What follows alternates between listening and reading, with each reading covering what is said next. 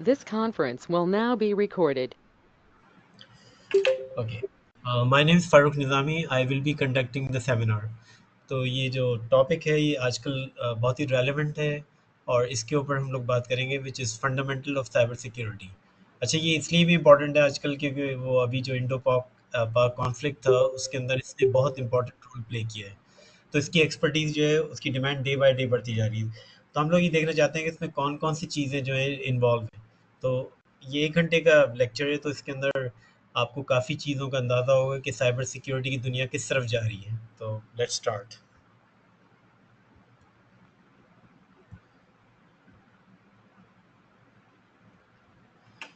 तो पहली जो टर्म आती है वो साइबर सिक्योरिटी की आती है। तो कोई भी चीज़ जो इंटरनेट से कनेक्टेड है वो इस डोमेन के अंदर आ जाती है साइबर सिक्योरिटी में। अच्छा, अब इसके बहुत ज़्यादा डोमेन्स हैं। तो उन डोमेन्स में अगर हम देखें तो डोमेन्स जो हैं वो नेटवर्क भी है कि जो आईटी के अंदर इन्वॉल्व हैं। अच्छा, इसके अंदर अगर हम देखें तो वो एक्सेस कंट्रोल भी है। जो अभी जो कॉन्फ्लिक्ट हुआ था इंडो पाक का, तो उसमें जो डिवाइसेस थी, जो इंडस्ट्रियल सिक्योरिटी थी, वो कॉम्प्रोमाइज़ हुई। तो वो जो थी वो एक्सेस कंट्रोल के अंदर आ जाती है। अच्छा, इसके अंदर ये भी आ जाती है कि अगर कोई चीज़ आपका पूरा डेटा डिस्ट्रॉय हो गया तो उसको रिकवर करने के अंदर भी आ जाती है। तो मेन जो टर्म्स हैं 3 वो ये आ जाती हैं, CIA, और इसी पे फाउंडेशन खड़ी है। तो सी जो हम लोग कहेंगे वो कॉन्फिडेंशियलिटी है।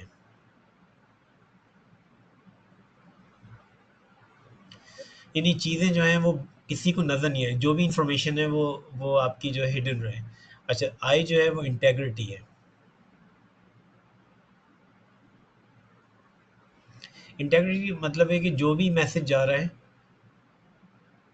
अगर साउंड नहीं आ रही तो रीस्टार्ट कर लें। बाकी लोगों को तो आ रही है आवाज़।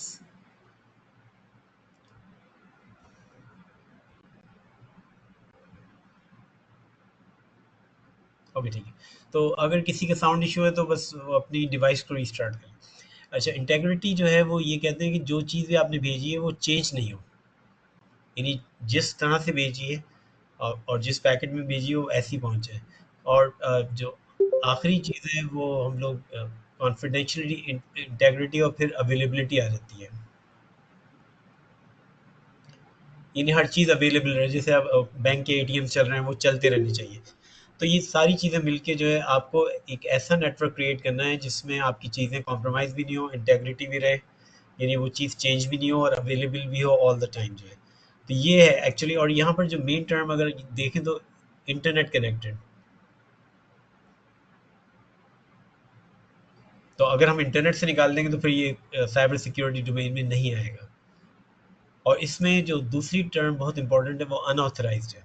यानी अगर आप खुद अपने नेटवर्क को हैक करेंगे तो किसी को कोई प्रॉब्लम नहीं है। लेकिन अगर आप जो हैं वो किसी के नेटवर्क में जाएंगे और अनऑथराइज जाएंगे तो प्रॉब्लम होगा। और बहुत सारे लोग एक दफ़ा कराची की जेल को विज़िट करने का, I mean I went to Karachi jail, तो उसमें यही हुआ कि बहुत सारे लोग इसी में हैं कि जिन्होंने हैकिंग की और वो जो है फिर एफआईए ने या पुलिस ने उनको बंद कर दिया। तो आपको उस डोमेन में नहीं जाना जहाँ आपको हैक करना, क्योंकि उसके नताइज बहुत ही खतरनाक है। हम जो मोस्टली इस वक्त बात करेंगे वो डिफेंस की बात करेंगे कि अपने डिफेंस को स्ट्रांग बनाएं कि ताकि कोई आपके ऊपर नहीं कर सके। और चांसेस ये हैं कि इस कॉन्फ्लिक्ट के बाद जो है जो रिसेंटली हुआ है, हमारे जो इंस्टीट्यूशंस हैं, हमारे जो इदारे हैं, उन पे अटैक बढ़ते चले आएंगे। तो हमें मेक श्योर करना है कि हमारी जो भी चीज़ें हैं वो प्रोटेक्टेड रहे। तो इसलिए डिमांड बढ़ेगी क्योंकि ऐसे लोग रिक्वायर्ड होंगे जो बैंकों को, इंटरप्राइजेस को, यूनिवर्सिटीज़ को प्रोटेक्ट रखें। अच्छा, अब यहाँ पर एक टर्म जो है डिफाइन हो रही है। अ, हम नॉर्मली जो हैक करते हैं उनको कहते हैं एक्चुअली हैकर्स। अच्छा, मसला हैकर के साथ ये है कि जब आप हैकिंग करते हैं तो अच्छी भी कर सकते हैं, क्योंकि पाकिस्तान में एक वर्ड यूज़ होता है जुगाड़, यानी शॉर्टकट लेना, और वो शॉर्टकट से कर सकते हैं। तो एक्चुअली अगर आप कभी साइबर सिक्योरिटी में जाएंगे और अगर आप किसी इंटरव्यू में जाएंगे तो सही वर्ड जो है वो ये है, थ्रेट एक्टर्स। ऐसे लोग जो आपकी इंटरप्राइज के लिए, आपके लिए ख़तरा है। अच्छा, अब इसमें सारे लोग आ सकते हैं, एमेच्योर भी आ सकता है कि घर में बैठा हुआ उसको कहीं से इंटरनेट से कोई स्क्रिप्ट मिल गया, उसने कहा कि चलो मैं किसी को हैक कर देता हूँ, तो वो तो एमेच्योर्स में आ गए। अच्छा, ये लोग खतरे के उसमें आ रहे हैं क्योंकि ये शौक में कर रहे हैं और ये आगे जाके अपने लिए प्रॉब्लम क्रिएट करेंगे। दूसरा जो है, ऐसे लोग हैं जो हैक्टिविस्ट है, यानी वो किसी मुल्क के खिलाफ हैं या किसी इदारे के खिलाफ हैं या कोई क्लाइमेट चेंज के खिलाफ कर रहा है, तो वो सिर्फ हैकिंग इसलिए कर रहे हैं कि उस चीज़ को वो सपोर्ट नहीं करते। लेकिन जो सबसे प्रॉब्लमैटिक हैं वो ये तीन आखिरी ग्रुप्स हैं। इसमें आते हैं ऑर्गेनाइज क्राइम ग्रुप्स, जो जिनका मकसद ही क्रिमिनल एक्टिविटी करना है। या दूसरे जो आते हैं जो स्टेट, यानी जैसे नॉर्थ कोरिया है या ईरान है, या डिफरेंट कंट्रीज है, उनके अंदर जो लोग बैठे हुए हैं, अ, वो कोई ऐसी एक्टिविटी करें जो स्टेट के कंट्रोल से हो या स्टेट की मदद से हो, तो वो फिर स्टेट के उसमें आ जाते हैं, यानी किसी कंट्री के अंदर कोई सपोर्टेड ग्रुप्स हों जो ये एक्टिविटी कर रहे हैं। और तीसरा फिर टेररिस्ट ग्रुप्स आते हैं। तो प्रॉब्लम जो खतरा होता है वो आखिरी तीन ग्रुप से होता है, क्योंकि वो अब नॉर्थ कोरिया से कोई कर रहा है तो वो लोग कहलाएंगे। अब इसका उनका नाम है एक्चुअली, और एक वोकेबलरी है जिसको आपको मालूम चाहिए, वो कहलाते हैं एपीटी। अच्छा, अब ये जो टर्म आती है एपीटी, इसमें तीन वर्ड्स आ रहे हैं। पहला आ रहा है ए का मतलब है एडवांस्ड, यानी उनके पास जो टूल्स हैं वो बहुत ही एडवांस हैं, बहुत ही कटिंग एज के ऊपर खड़े हैं। दूसरा ये है कि परसिस्टेंट। परसिस्टेंट का मतलब है कि एक दफ़ा उन्होंने आपको टारगेट कर लिया, तो वो अगर एक जगह से नाकाम होंगे तो वो दूसरी ट्राई करेंगे। और आखिरी जो वर्ड इसका वो थ्रेट है, वो खतरा है। तो ये कहलाएंगे एपीटी ग्रुप्स। अच्छा, अगर आप रीसेंट न्यूज़ में पढ़ें, जब ये इंडो पाक कॉन्फ्लिक्ट हुआ था और इंडिया के ऊपर हुआ था ये चीज़ें, जो है इंडिया के ऊपर ये चीज़ें हुई थी, तो उसमें कम से कम 13 एपीटी ग्रुप्स इन्वॉल्व हो गए थे, जिन्होंने एक्चुअली इंडिया की डिफरेंट ऑर्गेनाइजेशंस पे ये अटैक्स किए थे। तो लेकिन अगर आप उस न्यूज़ को क्लियरली पढ़ें तो उसमें नाम लिखा होगा एपीटी ग्रुप्स। तो एपीटी ग्रुप्स का मतलब ये है कि ये बहुत ही ऑर्गेनाइज ग्रुप्स हैं, क्योंकि आगे जाके हम लोग इसमें देखेंगे कि इट्स नॉट दैट इजी। इसमें मल्टीपल ग्रुप्स जो हैं वो आपस में कोलैबोरेट करते हैं, और कोई जो है वो एक चीज़ में एक्सपर्टीज रखता है, कोई दूसरी चीज़ में एक्सपर्टीज रखता है। तो ये ग्रुप में ऐसा नहीं है कि सबके पास सारी की सारी एक्सपर्टीज है, बिकॉज इट्स नॉट ईजी किसी भी ऑर्गेनाइजेशन के ऊपर अटैक करना। तो ये मल्टी डोमेन अटैक होता है, चारों तरफ से अटैक होता है। और इसमें कुछ ग्रुप जो है वो एक काम करेंगे, कुछ ग्रुप दूसरा काम करेंगे, और लेकिन इनमें इनको पता है कि कौन सा एक्सपर्ट जो है वो किस चीज़ के अंदर है, और किस मुल्क के अंदर उसकी एक्सपर्टीज है। तो ये जस्ट एक एग्जाम्पल। तो ये डेफिनेशन आ गई साइबर अटैक की, कि अगर आप जो है किसी कंपनी को नेगेटिवली इम्पैक्ट करेंगे तो यहाँ से चलते हैं। अच्छा, अब यहाँ पर जो सबसे खतरनाक चीज़ आती है कि ये सब एक आई थिंक 1918 की बात है कि किसी बैंक में एक चोर ने चोरी की, तो उससे सिर्फ ये पूछा कि तुमने चोरी क्यों की। तो उसका एक ही जवाब था कि क्योंकि पैसा यहाँ पर है बैंक के अंदर, तो इसलिए चोरी की। तो जो भी हैकिंग करता है वो शौक में नहीं करता, उसका अल्टीमेट जो अ, मकसद है, जो बेनिफिट है, वो चाहता है कि मॉनेटरी बेनिफिट हो। अच्छा, मॉनेटरी बेनिफिट में वो इस तरह का काम करता है कि वो आपसे इसके लिए पैसे मांगता है। और पैसे भी कोई आम नहीं होते कि पाकिस्तानी रुपये में दे दें या वो डॉलर में दे दें। वो ये कहता है कि बिटकॉइन में मुझे दें, मुझे क्रिप्टो करेंसी में दें, ताकि उसका कोई ट्रैक कहीं पर भी नहीं हो। अच्छा, अब अगर कोई इस तरह की डिमांड किसी इंटरप्राइज से करेगा, तो उसको हम लोग कहेंगे रैंसमवेयर। क्योंकि वो एक काम करेगा, क्योंकि आपका जो सबसे अहम चीज़ है पूरे कंपनी के अंदर, अगर आप किसी इंटरव्यू में जाएंगे और कहीं भी जाएंगे तो पूछेंगे कि आप क्या चीज़ प्रोटेक्ट करना चाह रहे हैं, तो वो एक ही चीज़ कहेंगे कि आपके एसेट्स जो है, आपके जो डेटा है। अभी पाकिस्तान में भी रिसेंटली, लेकिन कल ही की न्यूज़ है कि पाकिस्तान ने एक डिजिटल एसेट अथॉरिटी बनाई है, कि ऐसे एसेट्स जो डिजिटल हैं, उनको किस तरह से प्रोटेक्ट किया जाए। तो पाकिस्तान भी मूव कर रहा है साइबर सिक्योरिटी की तरफ, पॉलिसी की तरफ। तो रैंसमवेयर का मतलब ये है कि आपका डेटा को 3 चीज़ें कर सकते हैं, जो आपके डेटा के साथ। सबसे पहले ये कर सकते हैं एन्क्रिप्ट कर दें। तो एन्क्रिप्ट का मतलब ये है कि डेटा को इस कंडीशन में कर दें कि आप उसको रीड नहीं करें। अच्छा, इनक्रिप्ट को इस तरह करेंगे कि उसको डिक्रिप्ट करने के लिए आपको चाहिए की, और ये की उन्हीं के पास होगी। अगर आप उनको बिटकॉइन ट्रांसफ़र करेंगे तो वो आपको ये की दे देंगे। अच्छा, दूसरा काम ये कर सकते हैं कि वो डेटा को डिलीट ही कर दें। अगर वो डेटा को डिलीट कर देंगे तो आपके पास डेटा नहीं होगा। तो अनलेस ये है कि आपके पास कोई बैकअप हो, आपके पास कोई बैकअप हो, एक मिनट। और आप वहां से पासवर्ड कॉपी करें, और कॉपी करने के बाद यहाँ पे कभी कॉपी पेस्ट करना होगा। आप यहाँ पे क्लिक होल्ड करोगे, और शेयर पॉइंट की कैशिंग है ना।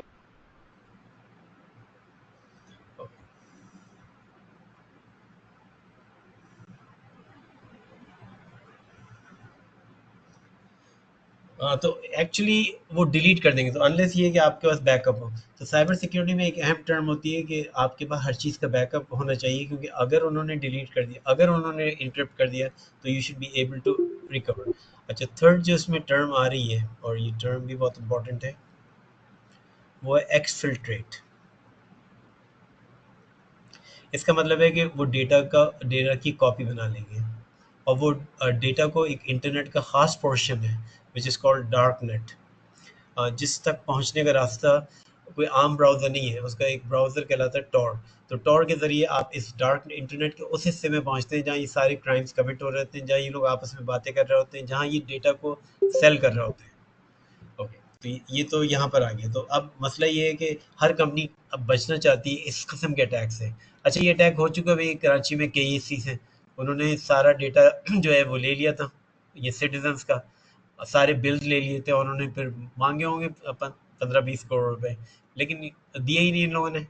तो क्योंकि हमारे डेटा की कौन सी वैल्यू है इतनी, खैर वो बात हो गई। तो उन्होंने यही किया था रैनसमवेयर, उन्होंने पैसे मांगे। बहुत से फ़ायदा ये हुआ कि आगे लोगों ने कहा कि पाकिस्तान में ये सब अटैक करना जो है ये बेकार है, क्योंकि यहाँ कोई पैसे देता ही नहीं। तो लेकिन ये अटैक जो है, one of the key reason कि साइबर सिक्योरिटी के लोगों को क्यों हायर किया जाता है, कि वो ये चाहते हैं कि कंपनी में इस तरह का अटैक हुआ तो आप किस तरह से उसको प्रिवेंट करेंगे अगर रैनसमवेयर का हुआ। अच्छा, वो स्टार्ट बहुत आसानी से करेंगे, वो करेंगे एक्चुअली सोशल इंजीनियरिंग से। अच्छा, कुछ भी कर सकते हैं। उन्होंने देखा कि आप कंपनी के अंदर एक आदमी है जो जॉब ढूंढ रहा है, तो एक जॉब ऑफर भेज देंगे आपके ईमेल में। आपने अटैचमेंट खोली, जैसी अटैचमेंट खोलेंगे वो फिर आपके सिस्टम में जो एक टर्म आएगी आगे जाके, विच इज़ कॉल्ड मेलवेयर। तो मेलवेयर जो एक्चुअली शॉर्टकट है वो मिलिशियस सॉफ्टवेयर का है। तो साइबर सिक्योरिटी जो भी पढ़ रहा है उसका एक काम ये है कि ये मेलवेयर से प्रोटेक्ट करना है।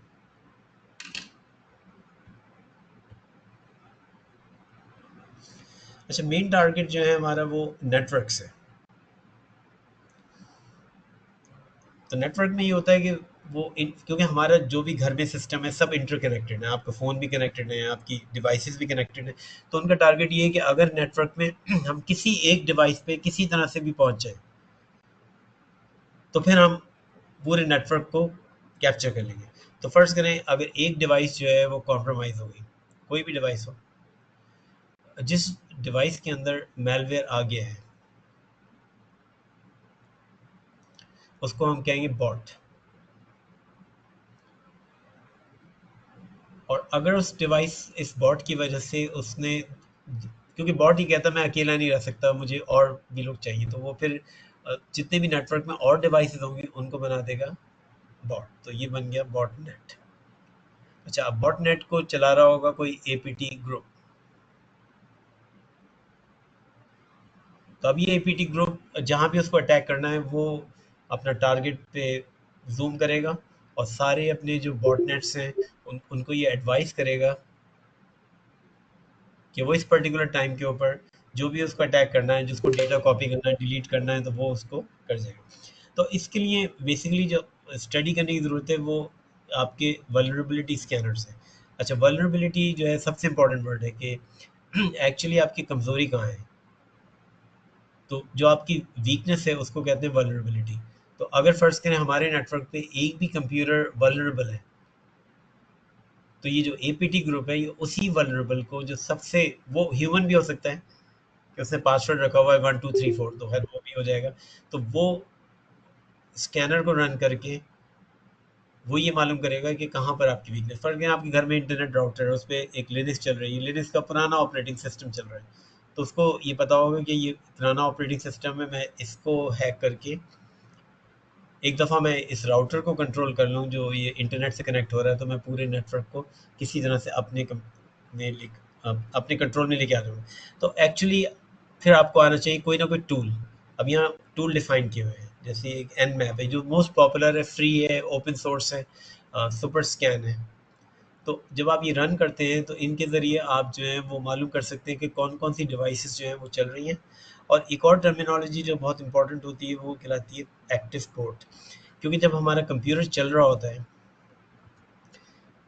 अगर हमारा कंप्यूटर चल रहा है तो एक्चुअली उसके ऊपर डिफरेंट प्रोग्राम्स चल रहे हैं। अच्छा, इन प्रोग्राम्स को हमारा कंप्यूटर डिफाइन करता है, वो पोर्ट कहते हैं। तो अगर हमारे कंप्यूटर पे 500 प्रोग्राम्स चल रहे हैं, चले 50 प्रोग्राम्स चल रहे हैं। अच्छा, 50 प्रोग्राम इस शक्ल में भी हो सकते हैं कि वो टैब्स हो, क्रोम के हो, तो 50 पोर्ट्स खुले हुए। अच्छा, पोर्ट्स जो है ऐसे ही है जैसे घर के अंदर विंडोज़ जो है, तो उससे हो ये सकता है कि वो जो ढूँढ रहा है वो ओपन पोर्ट ढूँढ रहा है कि एक भी खिड़की खुली हो, मैं उसके अंदर से घर में दाखिल हो जाऊँ, फिर मैं जो चाहे करूँ। तो यहाँ पर भी ये है कि कंप्यूटर अगर आपके कहीं भी ऐसा पोर्ट है जो आपने गलती से खोल लिया है या किसी मेलवेयर ने दाखिल होकर खोल लिया, तो उसके लिए फिर कनेक्शन जो है वो आसान हो जाएगा और वो उस पोर्ट के ज़रिए आपके कंप्यूटर में दाखिल होगा और फिर उसको जो भी करना है वो उसके बाद करेगा। अब यहाँ से जो चीज़ इम्पोर्टेंट होती है वो है डेटा। एक्चुअली जो सबसे वैल्यूएबल चीज़ होती है, जो साइबर सिक्योरिटी का पर्सन जाता है, उसका मेन काम ये होता है कि आपका अगर डेटा चोरी हो गया तो आपकी कंपनी जो है वो बहुत ज़बरदस्त नुकसान उठा सकती है, क्योंकि उसमें आपके सीक्रेट्स भी मौजूद हैं, हर तरह के फाइनेंशियल भी हो सकते हैं, आपकी फाइनेंशियल स्टेटमेंट्स हैं, आपके बैंक में पैसे कितने हैं, आपके वो भी हो सकते हैं जो आपने डिज़ाइंस बनाए हुए हैं। तो इसलिए जो इम्पोर्टेंट चीज़ है वो ये कि आपका जो डेटा है वो रहे। तो ये 3 एलिमेंट्स के ऊपर पूरी साइबर सिक्योरिटी डिफ़ाइन हो रही है कि आपका मकसद ये है कि हर चीज़ जो है हर वक़्त अवेलेबल भी रहे, कोई उस यानी ऐसा ना, क्योंकि अगर डेटा आपको अवेलेबल पढ़ के आपकी वेबसाइट को डाउन कर दिया तो आपको जितना भी बिजनेस वेबसाइट से आ रहा है वो ख़त्म हो जाएगा। तो अवेलेबल भी हो, ये भी साइबर सिक्योरिटी की डोमेन में आ रहा है, और कॉन्फिडेंशियल भी हो कि ये ना हो कि आपकी वेबसाइट को हैक करके वहाँ से इंफॉर्मेशन कॉपी कर ले और इंटेग्रिटी भी है कि आपने चेक लिखा 1 लाख का, उसने 2 लाख का बना दिया। तो ये तीनों चीज़ें जो हैं वो साइबर सिक्योरिटी में क्रिटिकल है। अब यहाँ से क्यों डिमांड है, क्योंकि अगर किसी ने हैक किया किसी कंपनी को तो प्रॉब्लम ये होता है कि उसकी रेपुटेशन ख़राब हो जाती है। अच्छा, पाकिस्तान में जो प्रॉब्लम है कि हम लोग ये इंफॉर्मेशन शेयर नहीं कर रहे। अगर आप यूएस में गए या किसी और कंट्री में गए तो उनका लॉ ये कहता है कि अगर आपके यहाँ कोई हैक अटैक हुआ है तो you must report it with in 48 hours. अच्छा, तो इन्फॉर्मेशन वहाँ शेयर होती है और अगर आप नहीं रिपोर्ट करेंगे तो आपके ऊपर फ़ाइन होगा। पाकिस्तान में ये कहते हैं कि अगर आपके ऊपर हुआ तो कोशिश करें किसी अखबार में वो खबर नहीं छपे। तो बाद दफ़ा आप जाते हैं किसी टेलीकॉम प्रोवाइडर के किसी बैंक में और वो कहता है कि उनका सिस्टम नहीं चल रहा। अभी हुआ कल एक बैंक का सिस्टम पूरे दिन नहीं चला। तो क्यों नहीं चला? क्योंकि पॉसिबल है कि किसी ने अटैक कर दिया उसके ऊपर। अच्छा, नॉर्मली उनका जवाब ये होता है कि हमारे सिस्टम अपग्रेड हो रहे हैं। अपग्रेड ऐसे नहीं होते। होता ही है कि जब वो सिस्टम अपग्रेड कर रहे होते हैं तो उसके अंदर 15 मिनट का वक्फा होता है। वो न्यूज़ अगर लीक हो गई तो उस 15 मिनट के अंदर वो अटैक कर देंगे, क्योंकि अटैकर को जो एवरेज टाइम चाहिए होता है सिर्फ 17-18 मिनट के चाहिए होता है किसी भी कंपनी का पूरा डेटा डिस्ट्रॉय करने के लिए। लेकिन वो 18 मिनट के लिए वो 6 महीने की अपनी पेशेंस दिखाता है, वो वही सिस्टम में रहता है और मौके का इंतज़ार करता है कि कब ये टाइम मिलेगा और कब मैं यहाँ से वो कैच कर लूँ। तो ये जो सिक्योरिटी ब्रीच है ये बहुत इंपॉर्टेंट है, क्योंकि आपकी जो इंफॉर्मेशन है वो चोरी हो सकती है, आपके ईमेल एड्रेस चोरी हो सकते हैं। अच्छा, यहाँ पर एक चीज़ देखें कि एक म्यूज़िक साइट थी पाकिस्तान में, तो उन्होंने क्या किया, वहाँ की जो पासवर्ड फ़ाइल थी वो चोरी कर ली।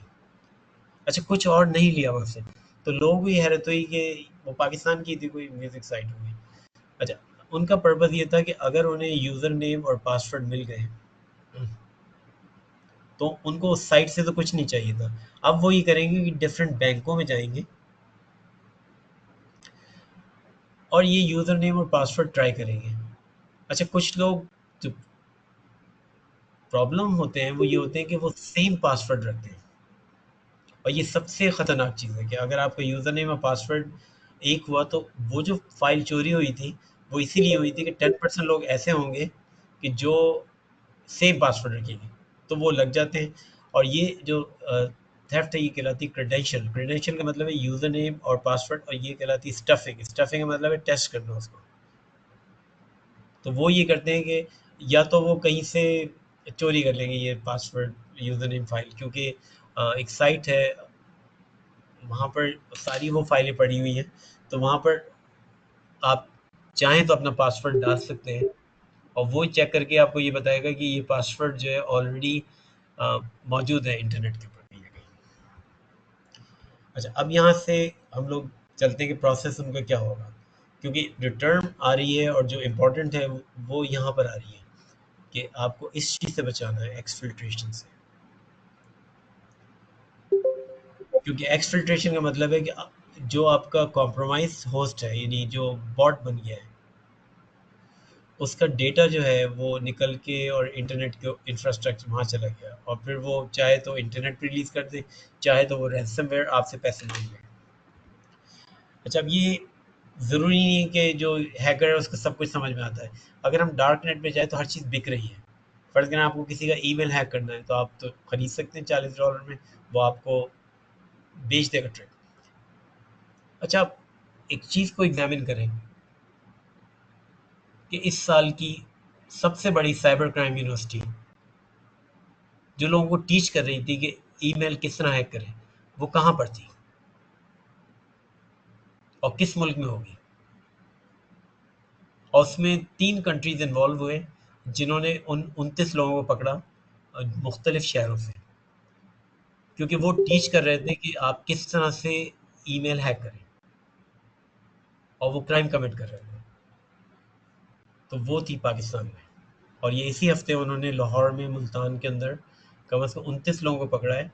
और उनके एसेट्स देखें, उनके एसेट्स जब निकले तो उनके पास जो थे 80 करोड़ के कैश निकला, और प्रॉपर्टीज निकली।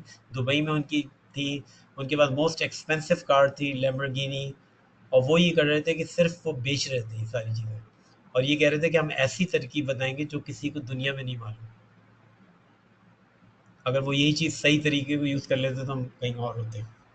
खैर, ये चीज़ें सब बिकती हैं सारी की सारी।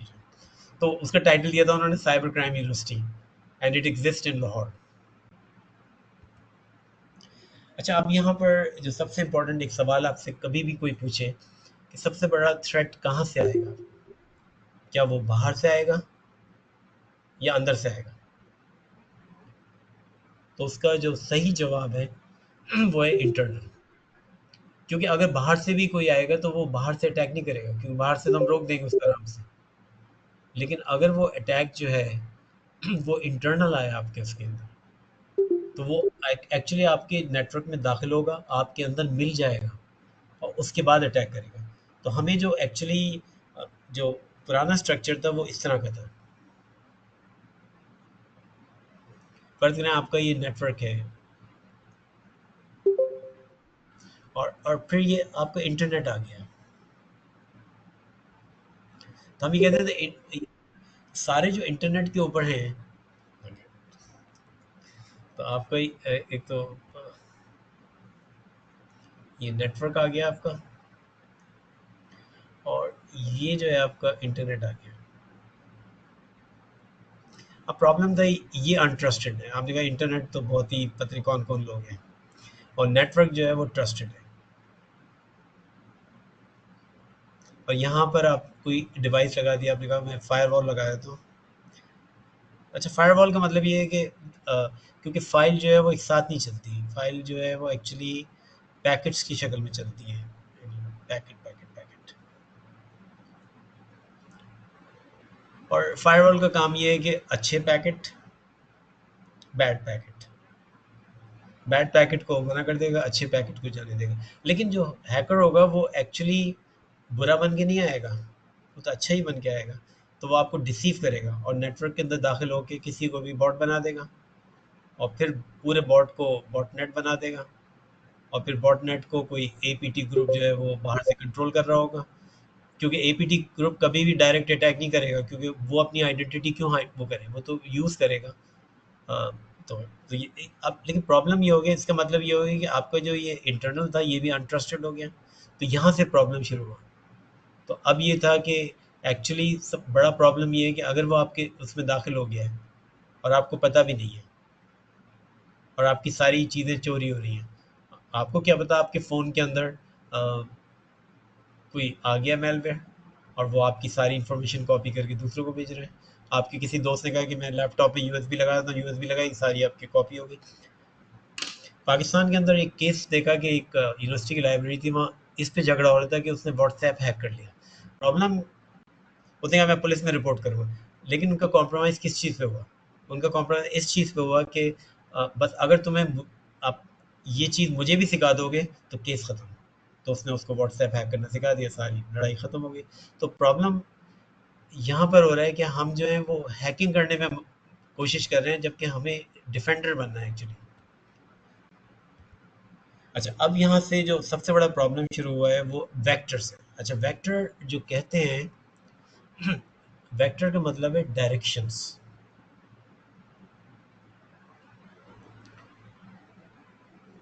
पहले ये होता था कि सिर्फ इंटरनेट से अटैक आ सकता था, अब ज़रूरी नहीं है इंटरनेट से, अब वाईफाई से भी अटैक आ सकता है। आप एक सेल फोन लेके दाखिल हो जाएं, आप पूरे नेटवर्क को डिस्ट्रॉय कर सकते हैं सेल फोन से। आप एक यूएसबी लगा दें, फर्ज करें हम ये करें कि एक बाहर एक कंपनी, हम उसके नेटवर्क को नहीं ब्रेक कर पा रहे हैं, हम करेंगे उनके पार्किंग लॉट में एक यूएसबी फेंक देंगे। आपने कहा चलो मैं यूएसबी उठा लेता हूँ, आपने घर जाके यूएसबी लगाई, उसने आपके कंप्यूटर में मेलवेयर दाखिल किया, अब वो कंपनी में लैपटॉप ले गया और कंपनी का पूरा नेटवर्क जो है वो कॉम्प्रोमाइज़ हो गया। तो क्योंकि डायरेक्शन इतनी हो गई है, अब जो साइबर सिक्योरिटी का पर्सन है, जो इंजीनियर है जिसकी हम बात कर रहे हैं, उसको हर डायरेक्शन से कहीं से भी अटैक आ रहा है, उसको ये मालूम होना चाहिए कि वहाँ से आ रहा है। तो अगर रिसेंट आपने कॉन्फ्लिक्ट देखा होगा इंडो पाक, उसमें यही प्रॉब्लम हुआ है कि उसमें मल्टीपल डायरेक्शन से पाकिस्तान ने अटैक किया था। मल्टीपल डायरेक्शन से अटैक हुआ तो हमारे वेक्टर्स ज़्यादा थे compare to I think India की। तो क्योंकि अटैक वेक्टर्स ज़्यादा थे तो इसलिए अटैक जो है वो सक्सेसफुल रहा। तो यहाँ पर भी होता है कि जो ये थ्रेट एक्टर है वो मल्टीपल डायरेक्शन से आ रहा है आपको, और वो क्रिएट कर रहा है some kind of DoS attack. अब ये बात आ रही थी कि दूसरा जो मेन रीज़न है वो है डॉस अटैक। अच्छा, डॉस का जो वर्ड है वो आया डिनाइल ऑफ सर्विस।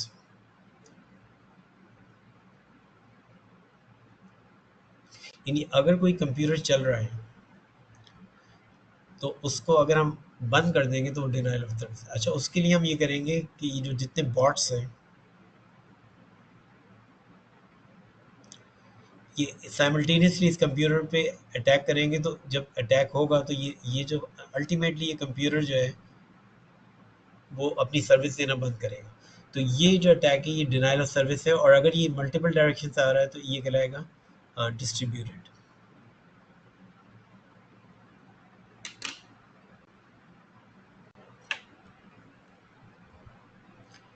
अच्छा, अब इसमें सबसे बड़ा जो वीकनेस होती है कि हम अगर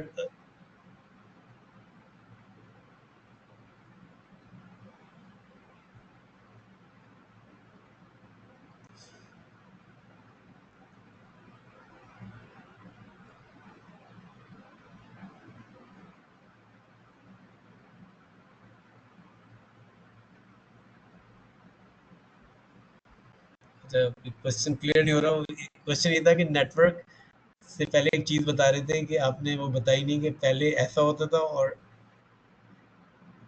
अब कैसे होता है। खैर, वो देख लेते हैं, वो क्वेश्चन क्लियर नहीं है, लेकिन आगे हो सकता है जवाब आ जाए इसका। अच्छा, यहाँ यहाँ जो इशू आ रही है वो आ रही है अगर हमें साइबर सिक्योरिटी समझनी है तो हमारे यहाँ जो वीकनेस हो रही है कि हमें नेटवर्क किस तरह कम्युनिकेट करता है वो क्लियर नहीं हो रहा। तो नेटवर्क में जो कम्युनिकेशन होती है, कम्युनिकेशन के जो भी रूल्स हैं वो कहलाते हैं नेटवर्क प्रोटोकॉल। तो हमें प्रोटोकॉल आने चाहिए, क्योंकि एक्चुअली जो बात हो रही है वो ये हो रही है कि ये पैकेट कैसे अंदर दाखिल हो गया, क्योंकि पैकेट दो तरह के होते थे, अच्छे बुरे। तो पैकेट के अंदर बहुत सारी हेडर्स लिखे होते हैं, उनके ऊपर इंफॉर्मेशन लिखी होती है, तो और उसके बाद डेटा होता है एक्चुअली उसका। तो एक्चुअली जो जिसने अटैक किया होता है उसको हेडर बहुत अच्छी तरह समझ में आ रहे होते हैं, तो इन हेडर्स को वो मॉडिफाई कर देता है। तो आपके सबसे जो इम्पोर्टेंट है और सबसे जो इम्पोर्टेंट प्रोटोकॉल आज तक आया है वो कहलाता है TCP/IP। ओके, क्वेश्चन ये कह रहे हैं हेडर क्या होता है एक्चुअली।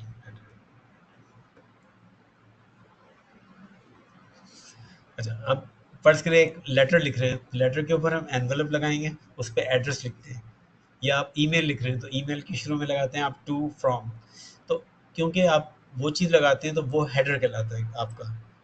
और फुटर वो होता है जो नीचे लगता है, और बीच में आपका डेटा होता है। ख़त लिखते हैं किसी को तो पहले वो लिखते हैं किसके नाम लिखा है, तो वो हेडर है, और बाकी चीज़। तो जब भी हम फाइल भेजते हैं तो फाइल जो है वो छोटे छोटे पैकेट की शक्ल में डिवाइड हो जाती है, और उस हर पैकेट के अंदर लिखा होता है कि उसको कहाँ जाना है, और अगर वो उस जगह पे पहुंच जाए तो उसको किससे मिलना है। यानी आपके कंप्यूटर में बहुत सारे प्रोग्राम चल रहे होंगे, तो वो किससे मिलना है वो कहलाते हैं पोर्ट्स। तो उसको ये लिखना होता है, जो इंपॉर्टेंट इन्फॉर्मेशन होती है वो लिखी होती है आईपी एड्रेस। आईपी एड्रेस दो तरह के होते हैं, सोर्स आपका अपना और डेस्टिनेशन। तो ये हमेशा आप लिखेंगे कि किसने भेजा, किसको भेजा।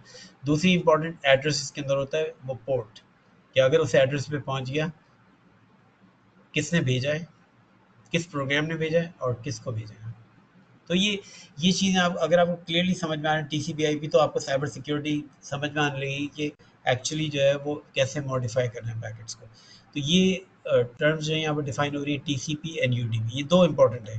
TCP जो है वो ट्रांसमिशन कंट्रोल प्रोटोकॉल है।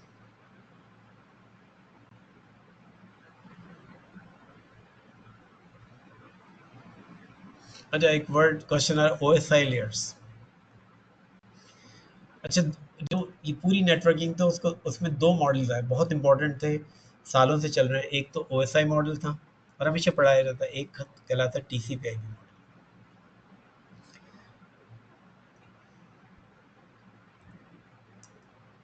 अच्छा, अब इश्यू ये थी कि ये मॉडल पुराना था TCP/IP का। अच्छा, TCP/IP मतलब है transmission control protocol, internet protocol. तो ये पुराना था और ये नया था, लेकिन अब एक्चुअली अगर देखा जाए तो ये वाला मॉडल जो है वो यूज़ में है TCP/IP। तो एक्चुअली जितनी भी कम्युनिकेशन हो रही है उनकी जो फंडामेंटल फाउंडेशन है वो TCP/IP है।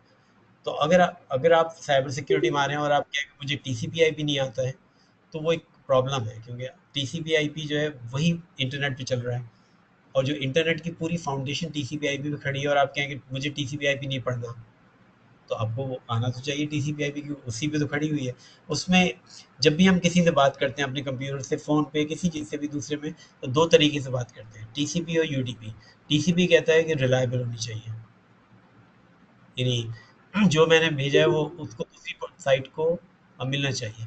अच्छा, यूडीपी जो है वो एब्रीविएशन है यूज़र डेटाग्राम प्रोटोकॉल की। वो कहता है कि तेज़। तो जब हम वॉइस पे बात करते हैं यूडीपी से बात करते हैं, जब हम फाइल डाउनलोड करते हैं वो टीसीपी से बात करते हैं। तो ये जो सारी फाउंडेशन है, यहीं पर साइबर सिक्योरिटी इन्वॉल्व हो रही है, क्योंकि जो ये थ्रेट एक्टर हैं वो इन चीज़ों को मॉडिफाई करते हैं, इन चीज़ों को एक्सप्लॉइट करते हैं, इनकी कमजोरियों से फ़ायदा उठाते हैं। अच्छा, अब यहाँ पर आ गया जो अटैक है। तो हर कंपनी जो बचना चाहती है वो इन अटैक से बचना चाहती है, डॉस एंड डीडॉस अटैक। तो देखते हैं इसको, इस वक्त हो रहे हैं अटैक, ये नहीं हो रहे हैं इस वक्त,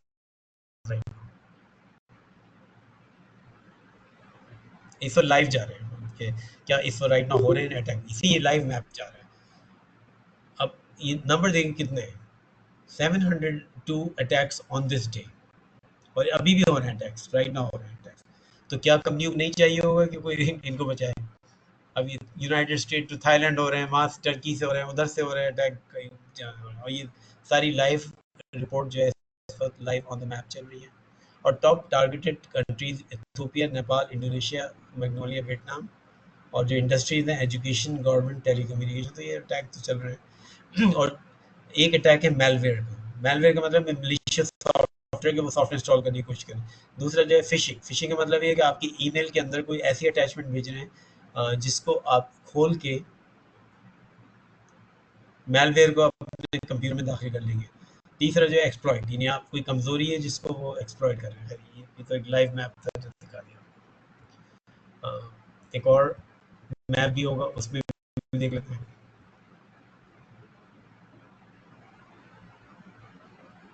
ये भी लाइव चल रहा है।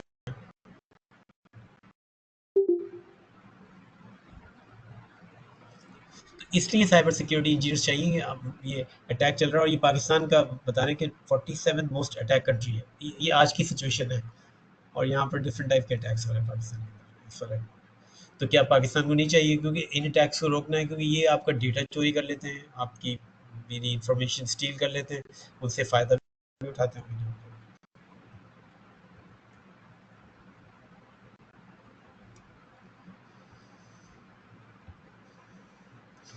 तो मेन इशू उसकी होती है कि मैं कौन सी ऐसी चीज़ चलूँ जिससे मेलवेयर जो है वो आपके फ़ोन में, आपके कंप्यूटर में, आपकी किसी डिवाइस के अंदर वो दाखिल हो जाए। और अगर वो दाखिल हो गया तो मेन जो गोल होता है, अब से इस वर्ड को देखें, साइबर सिक्योरिटी जो इंजीनियर उसका काम ये है कि वल्नरेबिलिटी, यानी जो कमज़ोरियाँ हैं हमारे नेटवर्क के अंदर, वो पहले पता चला ले, इससे पहले कि थ्रेट एक्टर को पता चले। अगर उसको पहले पता चल गया तो वो तो आपके सिस्टम को एक्सप्लॉइट कर जाएगा। अगर आपको पता चल गया तो आप उसको मिटिगेट कर देंगे। और ये कि क्योंकि एक भी वायरस आपके सिस्टम में दाखिल हो गया, मेलवेयर या कोई भी, तो आपके सिस्टम हो जाएगा। तो अगर कोई पूछे कि कहाँ से पहला जो वायरस बना था दुनिया में, वो किस मुल्क में और किस शहर के अंदर और शहर के किस टाउन में बना था, तो जो पहला था वायरस जो था वो यहीं कराची का ही था, गुलशन इकबाल में ही बना है। तो वहाँ पर उसका नाम था ब्रेन वायरस। तो अगर इंटरनेट पे जाएँ, उसको सर्च करें तो आपको, अच्छा उस ज़माने में जब वायरस बनाते नाम भी लिख देते थे कि हमने बनाया वायरस। अच्छा, अब ये पूरा सिस्टम है जिस पे चल रहा है अभी। और ये पूरा एक्चुअली फॉलो होता है, जो जो लोग कामयाब होते हैं वो पूरे एक प्लान के तहत होते हैं। तो इस प्लान को थोड़ा देख लेंगे, वो प्लान किस तरह चल रहा है। सबसे पहले आपको नज़र आएगा कि एक आदमी हैक नहीं कर सकता। तो अगर आप चाह रहे हैं मैं हैकिंग सीख लूँ और मैं हैकर, आप नहीं सीख सकते। ये करते हैं पूरे ग्रुप में। तो अनलेस आप इस ग्रुप में शामिल हो जाएं, और कोई तरीका नहीं है। तो ये ग्रुप जो है, इसमें 1000 लोग भी हो सकते हैं। उन्होंने डिसाइड किया किसी वजह से, मॉनिटरी की वजह से आप पे अटैक करें, तो वो आपकी इंस्टीट्यूशन को टारगेट करेगा और फिर आपको सोशल इंजीनियरिंग के ज़रिए आपके फेसबुक पे जाके, आपके लिंक्डइन पे जाके कहीं ना कहीं आपको ट्रैप करेगा, ताकि आप उसकी ईमेल खोल लें। आपकी डिटेल पता चल जाएगी उसको कि वो आप कौन हैं और आप किस चीज़ में इंटरेस्टेड हैं, फिर उसी में आ जाएंगे। तो ये सारे सोशल इंजीनियरिंग है, फेसबुक, लिंक्डइन, तो वो यहाँ से करें। वो फ़ोन करके भी पासवर्ड मालूम कर लेते हैं हेल्प डेस्क से। अब एक दफ़ा उसने कर दिया, वो भेजेगा मंडे को। मंडे को आपके पास बहुत सारी ईमेल आए, आपने अटैचमेंट खोल दी उठा के। वो अटैचमेंट जो थी वो करप्टेड थी, वो आपके सिस्टम में दाखिल हो गई। तो इंजीनियर का हमेशा काम ये होता है कि कोई ऐसा ईमेल डिवाइस लगाए कि जिससे आपका नेटवर्क हर अटैचमेंट उससे गो थ्रू करे। ये कहलाती फिशिंग। अगर टारगेटेड फिशिंग होती है वो कहलाती स्पीयर फिशिंग। स्पीयर फिशिंग पुरानी बात हो रही है कि एक ज़माने में लोग मछली को बस वो एक नेज़ा मारते थे और वो मर जाती थी फिर। अच्छा, अब सिस्टम कॉम्प्रोमाइज़ हो गया, वो बॉट बन गया।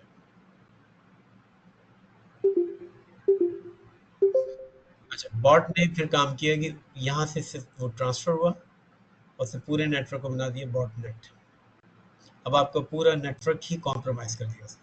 ये उसके गोल है। और उसके बाद उसने अच्छा, फ़र्ज़ करें आपका फ़ोन है।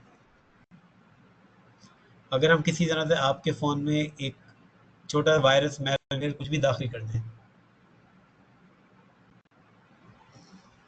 अगर कोई भी चीज़ दाखिल कर दें, तो वो डिवाइस जो है उसको हम कहेंगे बॉट। अच्छा, अब जो भी ये थ्रेट एक्टर होते हैं, वो किस तरह पहचाने जाते हैं कि वो कितने पावरफुल हैं। जिसके पास जितने ज़्यादा बॉट होंगे, जो अपने अटैक करने के लिए इस्तेमाल कर सकता है, उतना ही पावरफुल होगा। तो ये उसकी आर्मी होती है बॉट की, कि वक़्त आने पे वो कहेगा मेरे पास इस वक़्त, क्योंकि हो सकता है आप भी बॉट बने हुए हों। वो आपको भी इस्तेमाल नहीं कर रहा, लेकिन वो आपको किसी वक़्त में इस्तेमाल कर सकता है। तो वो अपनी बॉट आर्मी को यूज़ करके एक अटैक करेगा डॉस का, डीडॉस का। अच्छा, डीडॉस कहते हैं डिस्ट्रीब्यूटेड डिनायल ऑफ सर्विस, यानी अ, किसी भी डिवाइस को बिठाना उसके बाद और यहाँ से वो बॉट आर्मी यूज़ करेंगे। तो इसलिए ये होता है कि उनका काम ये होता है। अच्छा, अब ये जाके फिर डार्क नेट पे बेचते हैं अपने बॉट्स। कहते हैं मेरे पास 1000 बॉट्स हैं, आपको खरीदने हैं, आप खरीदें हमको इस्तेमाल करने के लिए।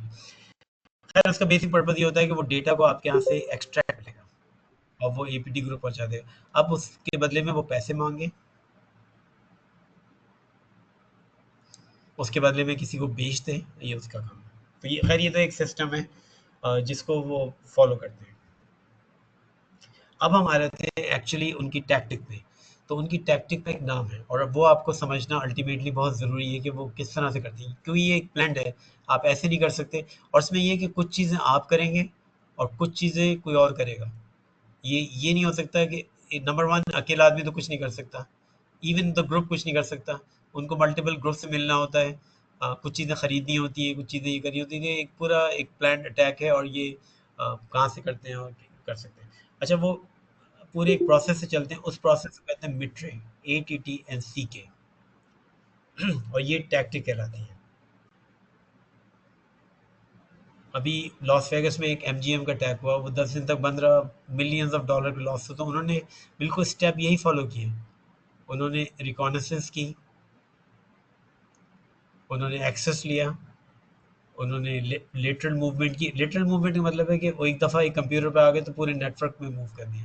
नेटवर्क को डिस्कवर किया, यूज़र पासवर्ड उनको किसी तरह से मालूम हो गए, एग्जीक्यूट किया, फिर वो वहाँ उस नेटवर्क में रहे, परसिस्टेंस की, फिर उन्होंने उसको कंप्लीट नेटवर्क को कंट्रोल कर लिया, फिर अपनी जो पावर थी वो एडमिनिस्ट्रेटर की हद तक पहुँचाई, फिर डेटा को निकाला और फिर अपने अपने सारे फुटप्रिंट जो हैं उन्हें मिटा दिए और फिर अल्टीमेटली उसका इम्पैक्ट आपके नेटवर्क में आ गया। तो ये अब, क्योंकि ये पता चलाना मुश्किल है कि जो आपके नेटवर्क में आया है वो कहाँ पर है इस वक्त राइट नाउ। ज़ाहिर बात है वो एक दिन में तो नहीं पहुँचेगा, उसको बहुत टाइम लगेगा पहुँचने के अंदर, वो 6 महीने रहता है। तो हमारे अब जो सॉफ्टवेयर कंपनियों में चल रहे हैं, बैंकों में चल रहे हैं, एंटरप्राइज़ में चल रहे हैं, वो इस चीज़ की तलाश में रहते हैं कि कोई ऐसी पैटर्न पता चल जाए जिससे हमें मालूम हो जाए कि वो कहाँ पर है और किस स्टेज पे है इसके। अगर हमें उसका स्टेज पता चल जाए तो हम उसको वहीं पर ख़त्म कर दें, इससे पहले कि वो आखिर का इम्पैक्ट लेके आए। अच्छा, मैनुअली आपके लिए इम्पॉसिबल है। यहाँ पर अब यूज़ आ रहा है एआई का। ज़ाहिर बात है एआई डिस्कवर कर सकता है कि उसने एक कंप्यूटर में जाके एक फ़ाइल को डिलीट कर दिया। उनको फिर शक होगा कि इस फ़ाइल को डिलीट किया तो ये इन स्टेप्स में से कहीं न कहीं तो होगा वो इनके अंदर जो है सारा। नहीं, एनोनिमस वो क्वेश्चन ये है कि वो अपने आप को छुपाए रखेगा, लेकिन वो कहीं न कहीं ये स्टेप ले रहा होगा अपनी वो अपने आप को एडमिनिस्ट्रेटर बना रहा होगा अभी कंप्यूटर में, क्योंकि जब वो आप एडमिनिस्ट्रेटर बनाएगा जब भी तो वो ये काम करेगा। अच्छा, अब ये जो सॉफ्टवेयर आए हैं जो ये सब वो एक्चुअली हमारे कंप्यूटर में भी चलते हैं, वो ये डिटेक्ट कर रहे होते हैं कि कोई हमें ऐसी चीज़ मिल जाए जिससे हमें ये पता चल जाए कि इस कंप्यूटर में कोई चीज़ ऐसी हो रही है जिसमें इनमें से ये पता चल जाए वो किस स्टेज पे है। अच्छा, ये तो डेफिनेट है कि नेटवर्क में होंगे लोग जो ये इस तरह के अटैक कर रहे होंगे।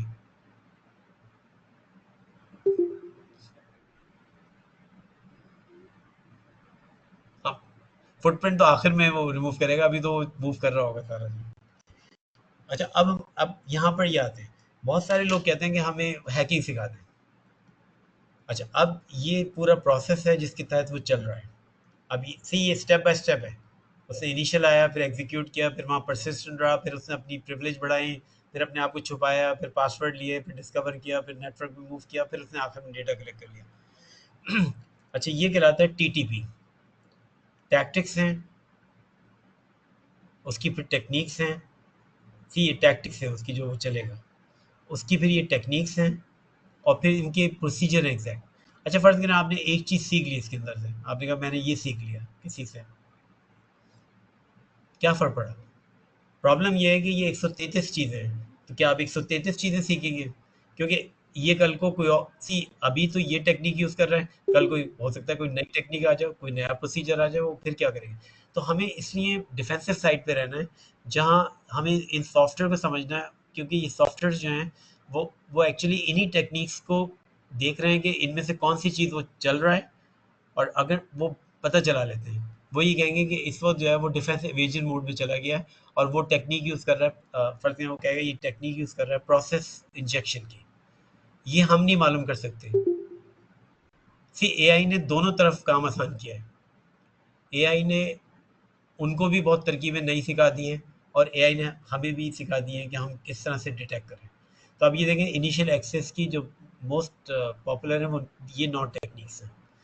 तो प्रॉब्लम ये है कि आप सीख नहीं सकते। तो बहुत सारे लोग कहते हैं हमें हैकिंग सीखनी है ताकि हम मालूम कर सकें। आप सीख भी लेंगे तो फिर भी आप क्या करेंगे? आप कंपनी का तो डेटा नहीं प्रोटेक्ट कर पाएँगे। हो सकता है आप ये सीख लेंगे, आपने कहा कि मैंने ये सीख ली है नेटवर्क। ये इश्यू है मल्टी डोमेन।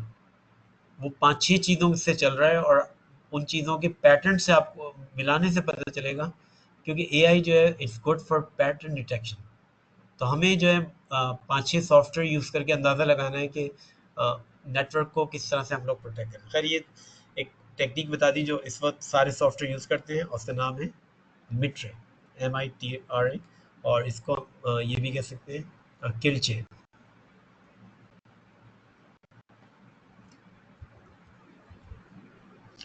अच्छा, अब जो नेटवर्क बनाने का कॉन्सेप्ट है वो सीवी में देखना भी चाह रहे हैं। वो ये कह रहे हैं कि आप मुझे ऐसा नेटवर्क बना के दें, और ये वर्ड बहुत ही इंपॉर्टेंट है कि जब आप नेटवर्क बना लेंगे तो कहेंगे कि क्या आपने ऐसा नेटवर्क बताया है जो ज़ीरो ट्रस्ट है। अच्छा, लिखा होगा 21st सेंचुरी।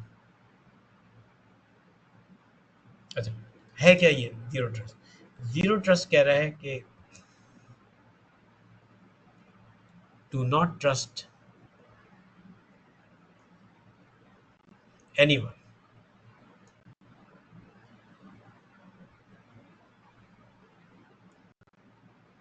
आप जो है किसी यूज़र पे ट्रस्ट नहीं करें, किसी एप्लीकेशन पे ट्रस्ट नहीं करें,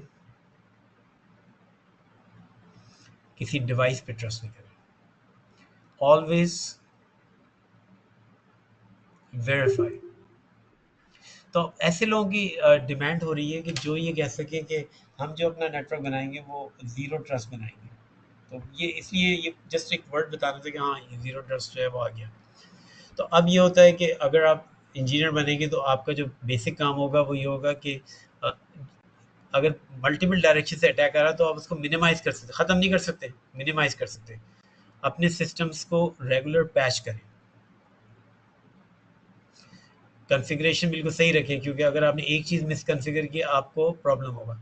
और कोई भी ऐसी चीज़ जो आपको ज़रूरत नहीं है, कोई एप्लीकेशन जो आपको नहीं चाहिए, उसको अपने फ़ोन से भी डिलीट करें।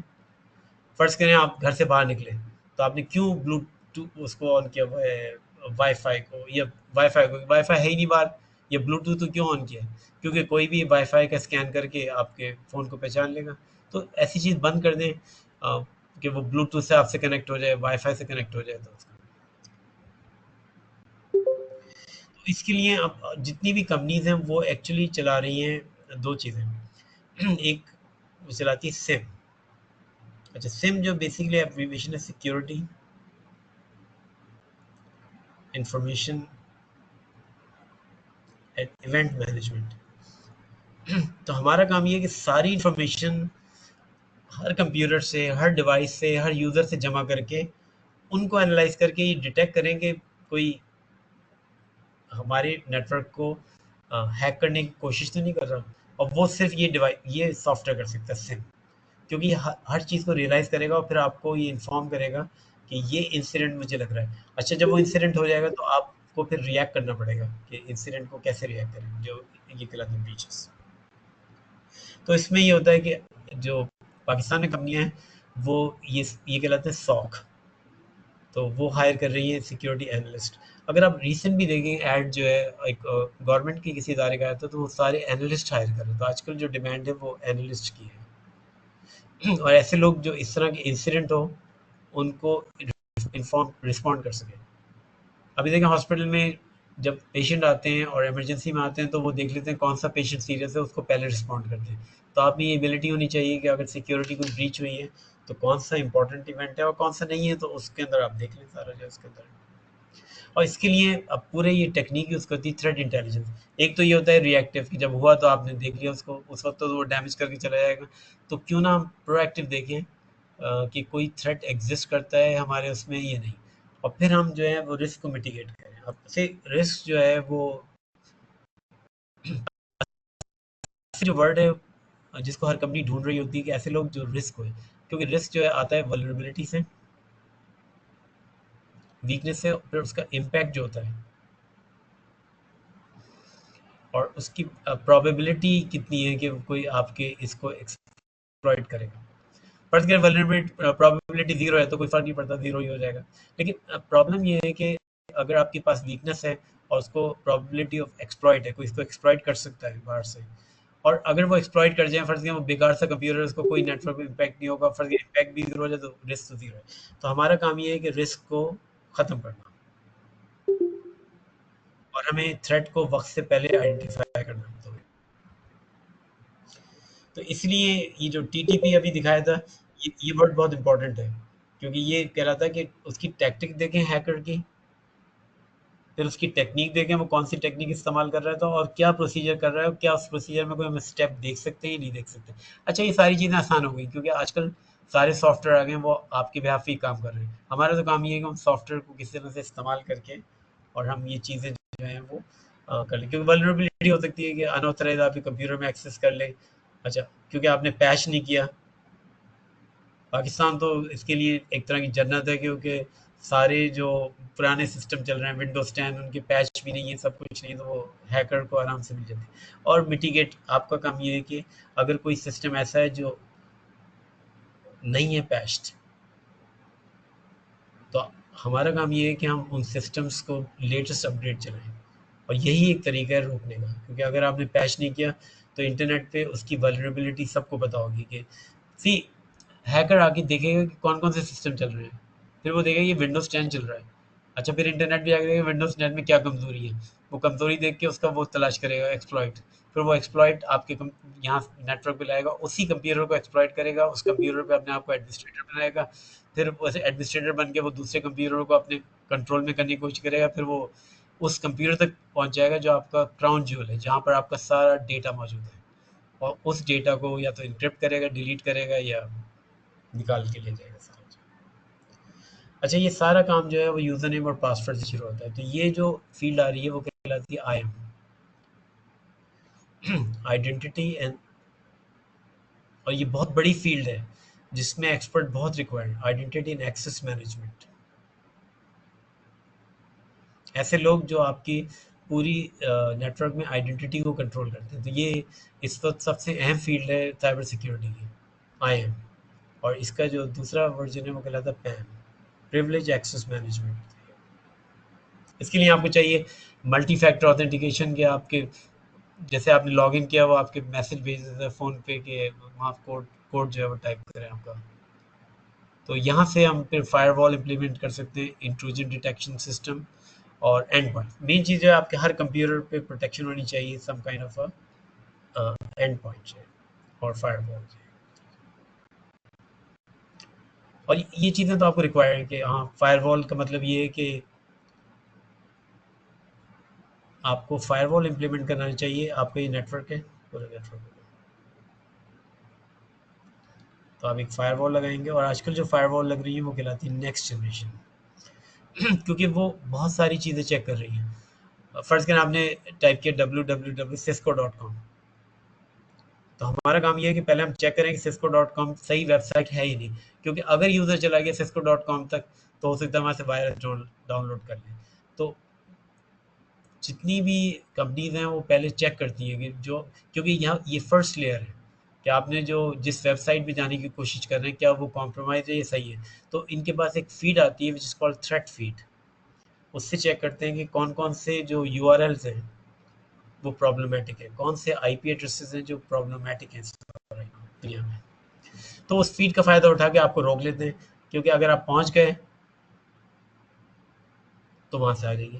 फर्ज करें एक कंपनी कॉम्प्रोमाइज़ नहीं हुई, अब आपको पता चला कि वो तो फूड पांडा से फूड ऑर्डर करते हैं, तो मैं ये करता हूँ कि फूड पांडा को हैक कर लेता हूँ, जैसे ही वो कंपनी फूड पांडा पे आएगी तो मैं उस कंपनी तक पहुँच जाऊँगा। ये कहलाती है आइलैंड हॉपिंग टेक्निक। तो यहाँ से वो आप तक पहुँच जाएगी, क्योंकि हम लोगों ने शुरू में एक चीज़ को डिफाइन किया था, आइलैंड हॉपिंग, यानी एक आइलैंड से दूसरे अल्टीमेटली अपने डेस्टिनेशन पहुँच जाएगी। उसकी वजह ये है कि ये कहलाते हैं एपीटी, और पी का मतलब है परसिस्टेंट। उन्होंने एक दफ़ा आपको टारगेट कर लिया तो आपको कहीं ना कहीं से तो वो कैच कर लेंगे आपको। इसको तो एक मिनट, इसको हम रोकते हैं अभी। इसको हम शेयर करेंगे साउंड के साथ, तो फिर आपको समझ में आ जाएगी क्या है।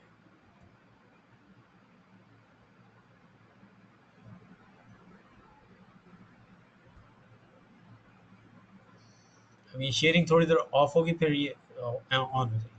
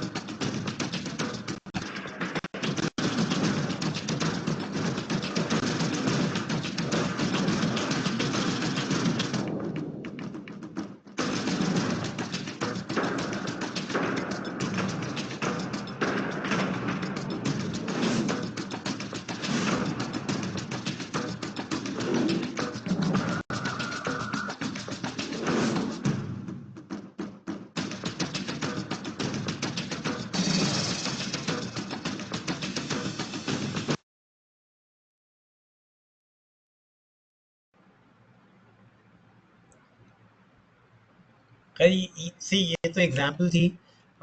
सिर्फ ये शो करना था कि कीबोर्ड जो है वो किसी भी हथियार से ज़्यादा जो है वो नुकसानदेह। अच्छा, ये तो एक आज का लेक्चर था। एक्चुअली एक कोर्स हम लोग डेवलप कर रहे हैं साइबर सिक्योरिटी इंजीनियरिंग का, जो नेक्स्ट वीक से लॉन्च होगा। तो पहले हम एक प्रोसेस दिखाते हैं कि हम लोगों ने किस तरह से डिसाइड किया, और कि एक्चुअली एक साइबर सिक्योरिटी इंजीनियर को कौन सी चीज़ें जो हैं वो इम्पोर्टेंट हैं सीखनी। अगर वो सीख जाए तो उसको बहुत ही ईज़िली जो है वो जॉब मिल सकती है, क्योंकि वो उन एरियाज़ को कवर कर रही है जो एक्चुअली रिक्वायर्ड है। तो पहले हम प्रोसेस बताते हैं कि हम लोगों ने कौन सा प्रोसेस यूज़ किया। तो उसके लिए हम लोगों ने एआई यूज़ किया, तो हम लोग वहाँ जाते हैं।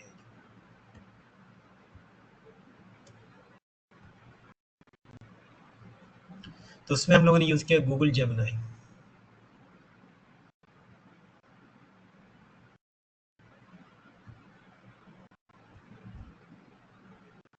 और हम लोगों ने यूज़ किया 2.5 का ये जो प्रो है। अच्छा, अब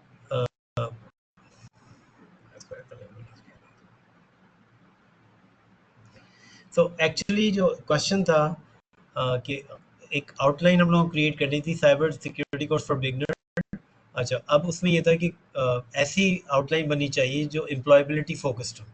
तो ये जो आजकल के एआई टूल्स आए हैं उसमें एक फीचर है जो बहुत ही इंपॉर्टेंट है और आपको सीखना भी चाहिए, वो डीप रिसर्च है। तो वो एक डीप रिसर्च करता है, और ये इसलिए पावरफुल है। ये इसलिए पावरफुल है, हम इसको दिखाते हैं कि हुआ क्या इसके साथ। अगर हम एंड में जाएंगे तो इसने कम से कम जो है ये कितनी, इसने इतनी वेबसाइट को रिसर्च किया, ये सारी जो है उसने इस रिपोर्ट के लिए उसने रिसर्च की और उसके बाद कंक्लूड किया, और उसने अल्टीमेटली कंक्लूड किया कि आपको जो है ये आने चाहिए: introduction to cyber security, networking fundamentals, उसके बाद ऑपरेटिंग सिस्टम फंडामेंटल, और उसके बाद जो है वो मेरी ये डिफरेंट चीज़ें, कोर सिक्योरिटी, क्रिप्टोग्राफी, और तो ये एक्चुअली कंक्लूजन था कि अगर कोई जॉब पे जा रहा है तो आइडेंटिटी एंड एक्सेस मैनेजमेंट, तो उसी की बेस पे हम लोगों ने जो वो कोर्स का आउटलाइन जो है वो डिलीवर की। तो ये तो एक साइट थी जिसने फाइनली ये कंक्लूड किया कि जो एक्चुअली अगर हम लोग ये कोर्स अनाउंस कर रहे हैं और ये काफ़ी दिनों बाद आ रहा है, 1 साल के बाद आ रहा है, तो उसमें आप ये चीज़ें अगर सिखा दें तो कोई भी पर्सन जो है उसको आराम से कराची, पाकिस्तान, हर जगह जॉब मिल जाएगी। अच्छा, अब हम वापस आते हैं एक और टूल के ऊपर। अच्छा, ये जो टूल है ये सिस्को का एक नया टूल है, गूगल का है, इट्स कॉल्ड नोटबुक एल। तो इसमें हम लोगों ने अच्छा, ये टूल इसलिए इम्पोर्टेंट है कि इसके अंदर आप फर्ज करें, जो अच्छी बात ये होगी कि इस कोर्स का भी फर्ज करें हम एक वीडियो आपको रिकॉर्डिंग दे दी, तो अगर हम वो रिकॉर्डिंग इसमें डाल देंगे तो चाहे उर्दू में हो, इंग्लिश में, ये उसको समझ लेगा और आपके लिए ये सारी चीज़ बना देगा, स्टडी गाइड, ब्रीफिंग डॉक, सब चीज़ बना देगा। अब यहाँ पर देखें, हम लोगों ने ऐड की कोई 34 सोर्सेज साइबर सिक्योरिटी के बारे में। अच्छा, अब हम फ़ायदा ये है कि ये आपका अपना नॉलेज बेस है। अब इससे हम कोई भी सवाल पूछेंगे, फर्स्ट के हम पूछेंगे कि व्हाट इज़ द आउटलाइन, क्योंकि अब हम वही प्रॉम्प्ट यूज़ कर रहे हैं जैसे हम चैट जीपीटी भी यूज़ करते हैं। ये बट ये जो है ये गूगल का जेमिनी है। अगर हम इससे कहें what is the outline for cyber security engineer course, तो ये इन 34 सोर्सेज में देख के ये बेसिकली बताएगा कि क्या है। अब ये सारी सर्च कर रहे हैं हमारे सारी सोर्सेज में।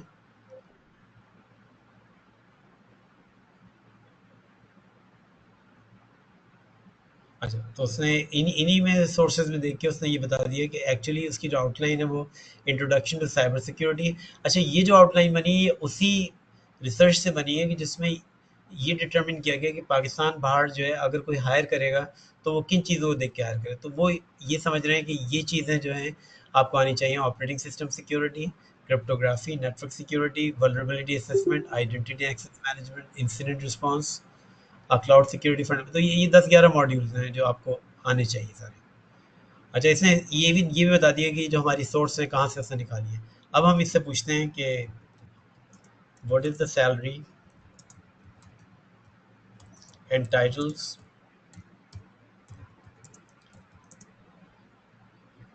ऑफ साइबर सिक्योरिटी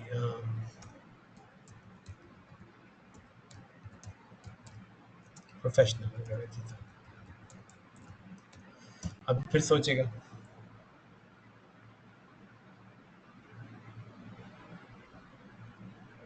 तो ये हम लोगों का डेटाबेस तो बन गया। अब ये सोच के बताएगा क्या है सैलरी।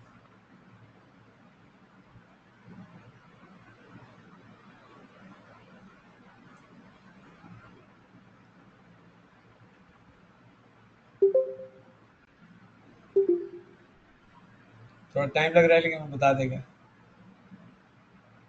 क्योंकि हमने बहुत जेनेरिक सवाल पूछा इसलिए उसको आई थिंक थोड़ा टाइम।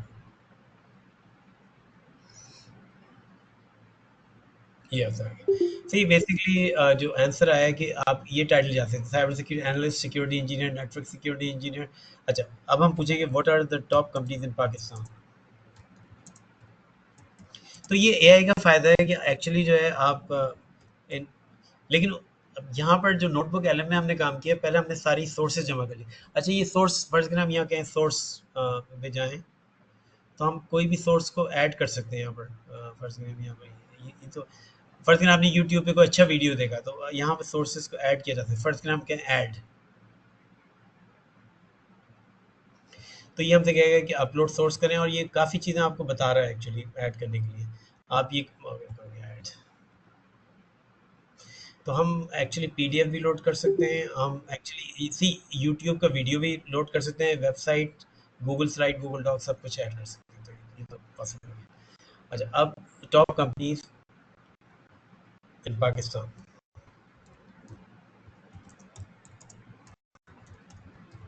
हायरिंग,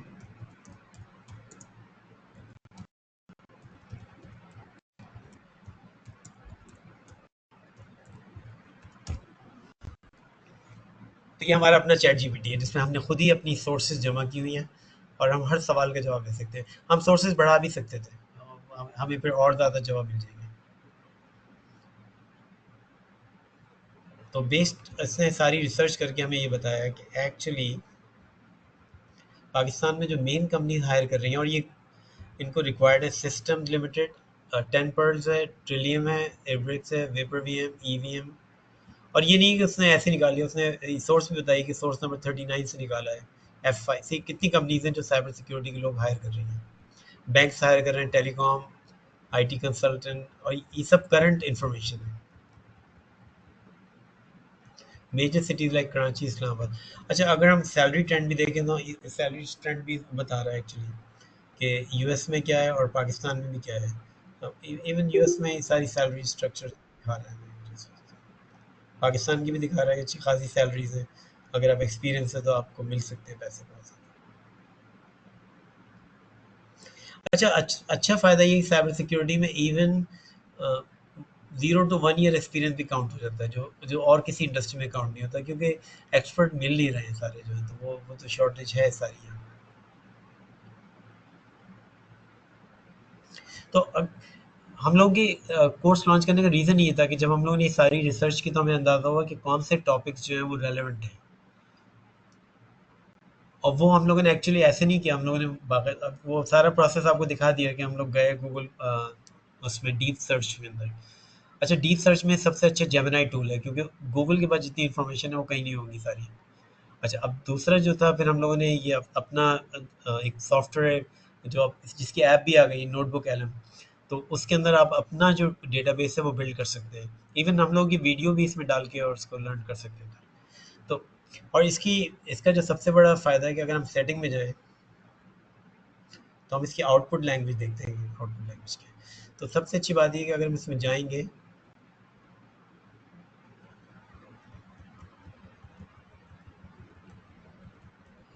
ऊपर जाते हैं,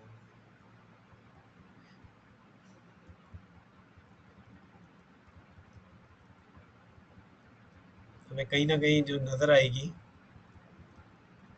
अ, वो उर्दू भी नज़र आएगी इसके अंदर। खैर अभी हाँ, इतनी उर्दू उर्दू भी नज़र आएगी। तो एक्चुअली इवन उर्दू, और अगर हम आगे जाके देखें तो उससे पश्तो भी है और दूसरी लैंग्वेजेस भी सारी की। तो ये जो आउटपुट है, ये हम किसी भी लैंग्वेज में कर सकते हैं। अच्छा, एक और बेनिफिट, जस्ट क्योंकि हम यहाँ पर हैं तो हम दिखा दें आपको। अगर आप चाहें तो जितनी भी सोर्सेज का है, यहाँ आप एक छोटी सी पॉडकास्ट बना सकते हैं 15 मिनट की। और वो फिर आप जब अपनी गाड़ी के अंदर हो तो वो सुन सकते हैं। ये पॉडकास्ट जो उर्दू में भी बन सकती है, इंग्लिश में भी बन सकती है, किसी लैंग्वेज में भी बन जाएगी। तो वो आपको जो है वो सारा वो कर लेंगे सारा जो है। तो और इसमें इंटरेक्टिव मोड का मतलब ये है कि अगर वो पॉडकास्ट में आपको कोई सवाल पूछना है तो सवाल भी पूछ लें। सी लिखा create an audio overview in more language. खैर ये दोनों हम लोग टूल दिखा दिए, क्योंकि आपको ये इसलिए दिखाने का पर्पस था कि एक्चुअली एआई जो है वो हर चीज़ में अब दाखिल हो रही है, और इसमें साइबर सिक्योरिटी में काफ़ी हद तक जो है वो ताल्लुक है।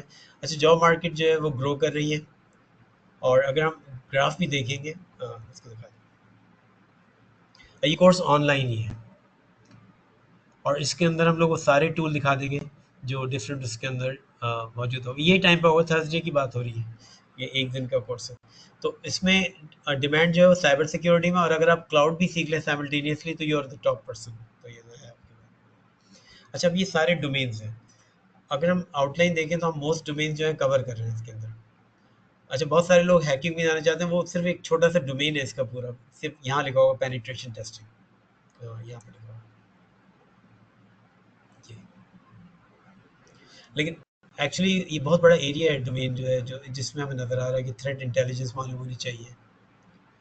अच्छा, अब एक चीज़ याद रखें कि कोई कोडिंग रिक्वायर्ड नहीं है। अच्छा, दूसरी चीज़ ये देख लें कि आजकल जो कोडिंग हो रही है, जिससे एक इन्फॉर्मेशन दे दें, 50% जो कोड है वो एआई लिख रहा है।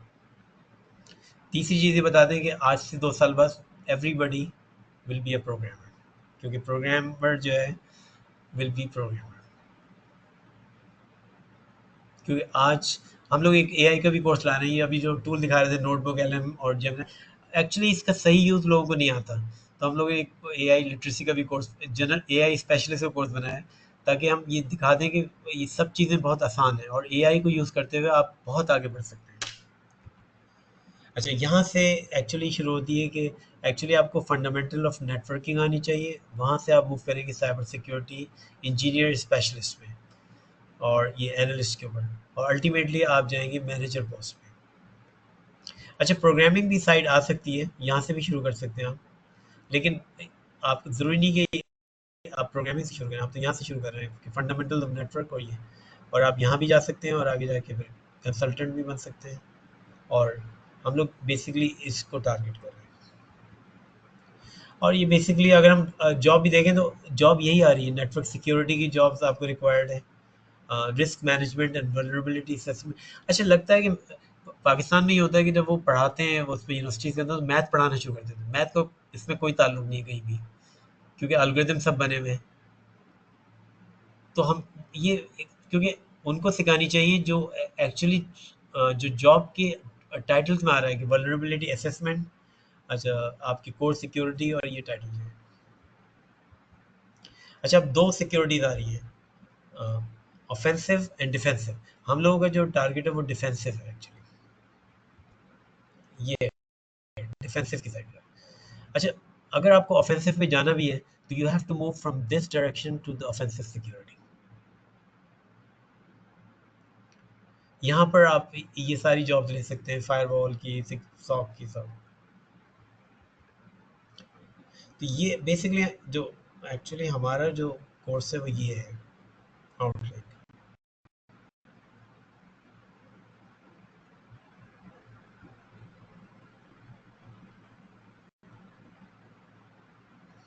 तो उसमें basically introduction to cyber security है, फंडामेंटल्स ऑफ कंप्यूटर नेटवर्क है, ये सारे ऑपरेटिंग सिस्टम सिक्योरिटी है, और फिर नेटवर्क सिक्योरिटी, फिर वल्नरेबिलिटी असेसमेंट, आईएम। अच्छा, अब ये एक एक मॉड्यूल हम लोग कवर करते जाएंगे, और फिर जिस चीज़ में भी आपको एक्सपर्ट होना है यहाँ से आप अपनी डायरेक्शन ले लेंगे। फर्ज करें आप चाह रहे हैं कि मुझे क्लाउड सिक्योरिटी पसंद आया, तो then you become expert in cloud security. अगर आपको पेन टेस्टिंग पसंद आ रहा है तो पेन टेस्टिंग में चले जाएं। और फाइनली हम लोग कोशिश करेंगे कि एक सीवी कैसे बनाएंगे, इंटरव्यू में क्या जवाब देंगे, और एआई को किस तरह यूज़ कर सकते हैं हम इंटरव्यू में जवाब देने के लिए। आगे हम लोग चलते हैं इसको। अच्छा, अब क्योंकि इस सिस्को एकेडमी का कोर्स है, तो जो सर्टिफिकेट है वो सिस्को की तरफ से ही हम देंगे ज़्यादातर। अच्छा, कंटेंट भी दे देंगे सिस्को का, तो वो जो सर्टिफिकेट है वो ग्लोबल है, पाकिस्तान में रहें, पाकिस्तान से बाहर जाएं, पाकिस्तान में अप्लाई करें, तो आपके पास एक वैलिड सर्टिफिकेट होगा, नॉट ओनली फ्रॉम सिस्को, सीटीटीसी से। अच्छा, सीटीटीसी का फ़ायदा ये है कि जितने भी टॉप पोजीशंस पे इस वक्त लगे हुए कराची के अंदर, पाकिस्तान के अंदर, दे ऑल वेंट थ्रू सीटीटीसी। क्योंकि हम लोगों ने कोई सीसीएनए के 20,000 स्टूडेंट्स को कराया कोर्स, 1000 क्लासें कराई, तो वो सारे लोग जो हैं फिर अच्छी पोजीशनों पे आ गए। तो सीटीटीसी का सर्टिफिकेट एक वैल्यूबल सर्टिफिकेट है, एम्बेसीज के सामने भी और कंपनियों के सामने भी। सिस्को का भी सर्टिफिकेट है, अच्छा बैच भी देंगे आपको। और बेसिकली आप इस पोजीशन के लिए जा रहे हैं, एनालिस्ट और इंजीनियर के लिए, और इसमें जो चीज़ें रिक्वायर्ड हैं वो हम लोग फिर कोर्स में कवर करें। अगर एग्ज़ाम देना सर्टिफिकेशन का तो ये वाली है, CCST, सर्टिफाइड सपोर्ट टेक्नीशियन। और आप इस पे भी जा सकते हैं, सॉक एनालिस्ट पे, क्योंकि हर कंपनी जो है सिक्योरिटी ऑपरेशन सेंटर बना रही है इस वक्त, और उसके लिए उन्हें लोग चाहिए, और वो ये वर्ड ढूंढ रहे हैं। तो ये एनालिस्ट की है, CCST, तो ये एग्ज़ाम भी दे सकते हैं अगर चाहें तो, बैच भी मिल जाएगा, बैच भी है। अच्छा, दूसरा एक और सर्टिफिकेशन जो कर सकते हैं वो सीसा प्लस की है, ये CYSA, तो ये जो है फ्रॉम कॉम्टी है।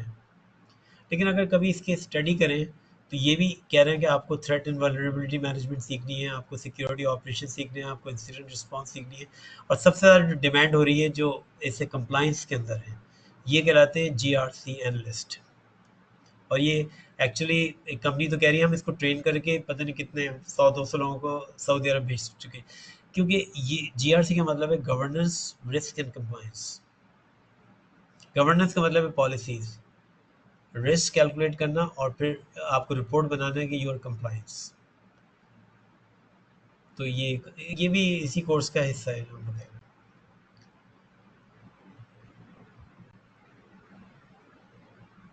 तो इसमें यही है कि वो किस तरह से लॉग्स बनाएंगे, आप किस तरह वल्नरेबिलिटी असेसमेंट करेंगे, ऑथेंटिकेशन है, इंसिडेंट रिस्पॉन्स है सारे। अच्छा, अब यहाँ से आता है कि एक्चुअली अल्टीमेट जो साइबर सिक्योरिटी में सर्टिफिकेशन है वो कहलाती है CISSP। अच्छा, ये आती है 5 साल के एक्सपीरियंस के बाद जब आप क्लियर करना हो। तो CISSP के एग्ज़ाम जो है वो कम से कम मतलब सब रिटन होता है और वो 1.5-2 घंटे का होता है और महंगा भी बहुत है, कम से कम 1.5-2 लाख का होगा टेस्ट। अब क्वेश्चन ये है कि उसके टॉपिक्स क्या होते हैं। तो अगर आप टॉपिक देखें तो यही टॉपिक्स हम लोग इस कोर्स में कवर कर रहे हैं। Asset security, IAM, security operations, network security. तो टॉपिक्स वही हैं जो CISSP के होते हैं। तो अल्टीमेटली आपका गोल ये है कि आप यहाँ से शुरू करेंगे CCST से, but ultimately you want to become the manager, तो आप यहाँ जाएंगे CISSP। और ये आपको जो एक सबसे आई थिंक अहम रोल है किसी कंपनी में वो CISO का है। अच्छा, CISO है चीफ इंफॉर्मेशन सिक्योरिटी ऑफिसर।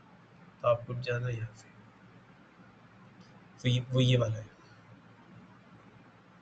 तो ये हेड होता है सारी साइबर सिक्योरिटी। लेकिन आप स्टार्ट तो नीचे से करेंगे, लेकिन आपको 5 साल का 10 साल का गोल जाए। और एक्चुअली अब देखिए इसकी जो इवन एनुअल कंपनसेशन है वो कह रहे हैं कि it is like $1 million per year जो सी यहाँ तक पहुँचे। अच्छा, आपका टारगेट ये है कि सऊदी अरब में बहुत डिमांड है, UAE में डिमांड है, तो वो ये कह रहे हैं कि हाईली स्किल्ड लोग भेजें जो साइबर सिक्योरिटी में होंगे, AI में हो, क्लाउड में हो। तो, तो अब कोई क्वेश्चन है तो वो। लेकिन हम लोगों ने एक पैकेज बनाया था फिर भी कि अगर आपको 3-4 कोर्स करने हैं, जो कोर्स हम लोग लाएंगे अल्टीमेटली वो CCNA साइबर सिक्योरिटी, CH और एजोर सिक्योरिटी इंजीनियर का लाएंगे। तो अल्टीमेटली ये 4 कोर्सेज का प्लान है, तो ये होंगे। अब कोई क्वेश्चन है तो पूछ लें।